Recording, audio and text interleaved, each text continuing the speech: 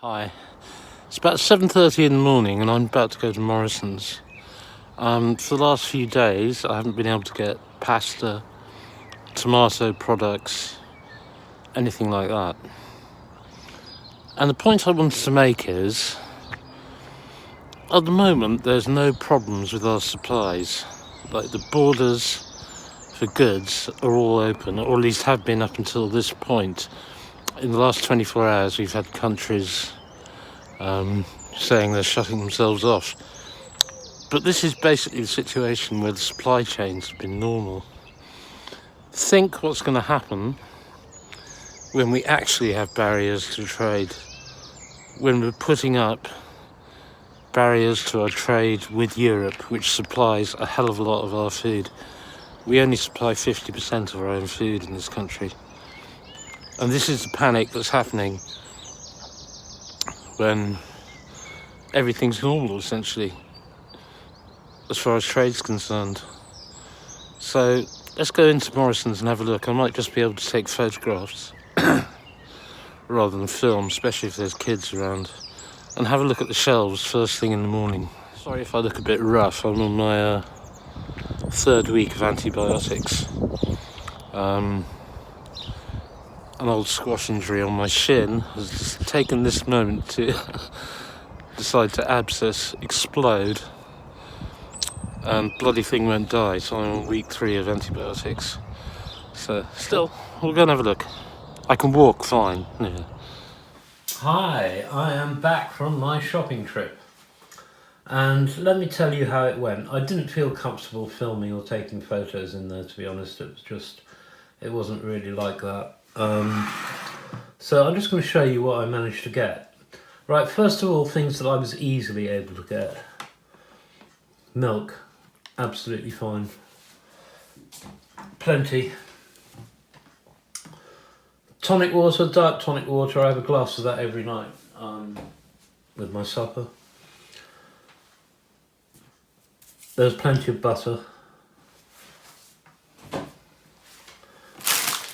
I managed to get my morning croissant, which I've become incredibly fond of. When I was younger, I would have scorned anything that wasn't bacon and eggs. But as I'm getting older, I'm enjoying these things. Okay, and now we come to the tricky bits. Rice. Right, now I usually buy bags of just straightforward Basmati rice from this company. There was absolutely none whatsoever.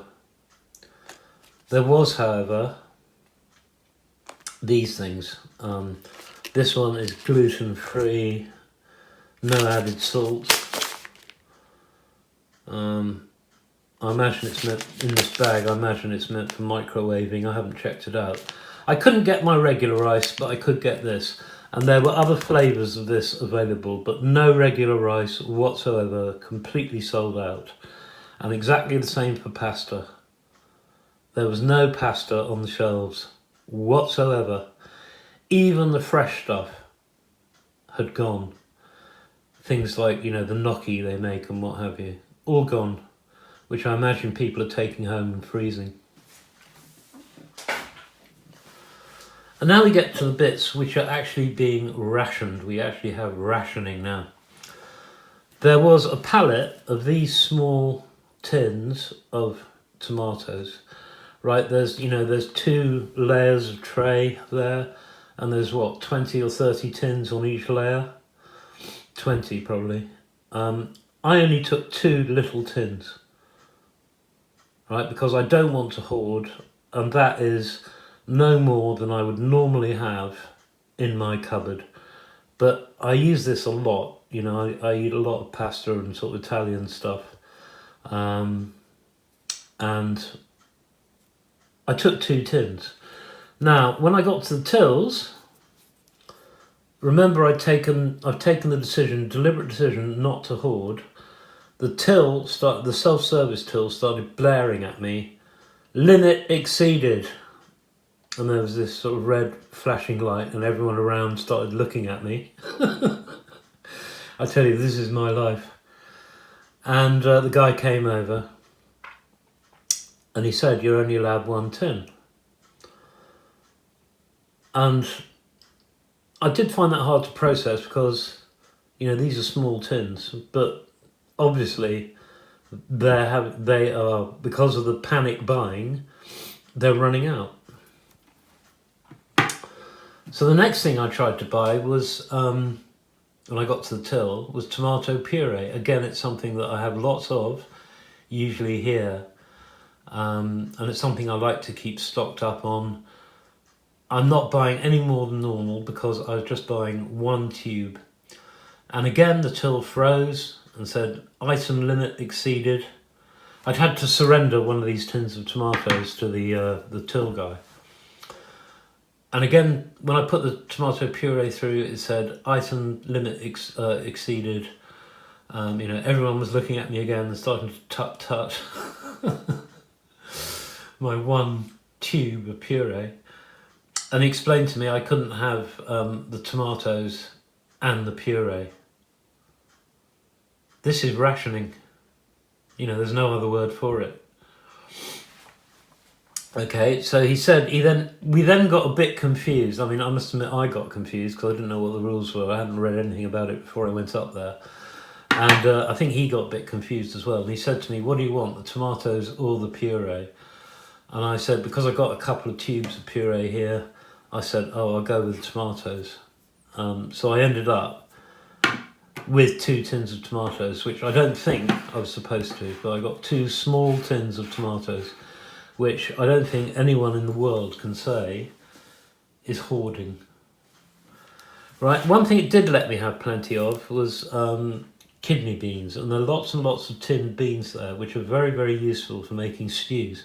I mean, I look at that and I think chili con carne. Right, if I go to the butcher's, and there's plenty of meat in the butcher's as far as I can see, I can make a stew, and 1 tin of this in the beef from the butcher's will last me 3 days. So I've got 2 tins of that. So there's nearly a week's food once I've stewed it with some beef right there. And I was able to get onions and what have you from the market easily yesterday. But this is what is being rationed. There's no pasta. And yesterday I had to go to Holland & Barrett's and get a packet of pasta made out of something called spelt, which I think was last, grown and eaten in this country in the Bronze Age. But this is the ridiculous situation we find ourselves in. And again, I emphasise the fact that this is what it's like with trade up to this point having been normal. And the government of this country is talking about putting restrictions on trade, about crashing out of the EU without a deal and trading on WTO terms. That means monumentally increased bureaucracy, because you're going to need freight agents to fill in all the paperwork. You're going to need customs agents to check every single item that goes in and out of the country. You're going to need massive increase in infrastructure at ports like Dover to accommodate all these lorries that are now going to be waiting, and all the more agents and people, like all the things that a restricted port needs and that we've been able to do away with, at least as far as trade with Europe is concerned, over the last 40 years. And they're still claiming that this is somehow a good thing. How can it be? Just look around you.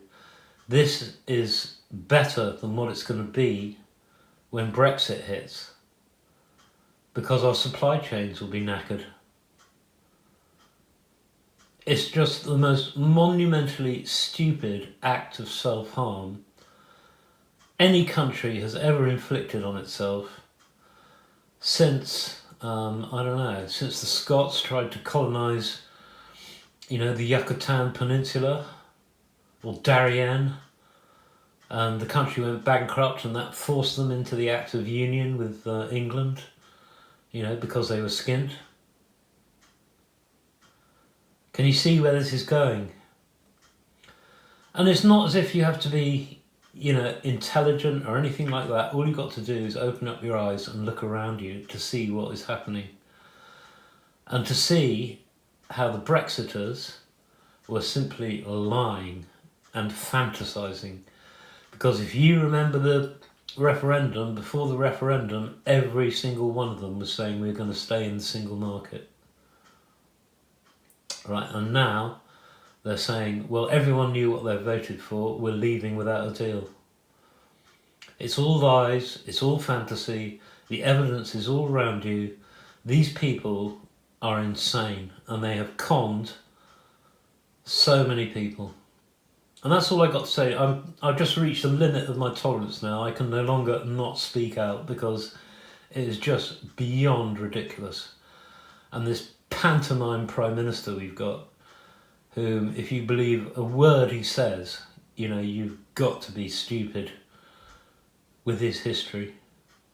And these other fantasists in the cabinet and this collection of, frankly, weirdos. Extreme right-wing nonsense. That's what it is. And you can trace it all back to bloody Moscow. You know, that's what gets me. Why do you think the report of Russian interference in the referendum is being suppressed? Why could that possibly be? You know, you don't have to be a genius to work it out. But anyway, that's what I got to say. That's what shopping's like in this COVID-19 crisis. And that's what's going here in a small town in the west of England, up near the border with Worcestershire, in Gloucestershire, but up near the border with Worcestershire. So that's what I think. I don't really care if you disagree with me because, you know, it's happening now. It's all the way around us. If you can't see it, tough. Right. See you later.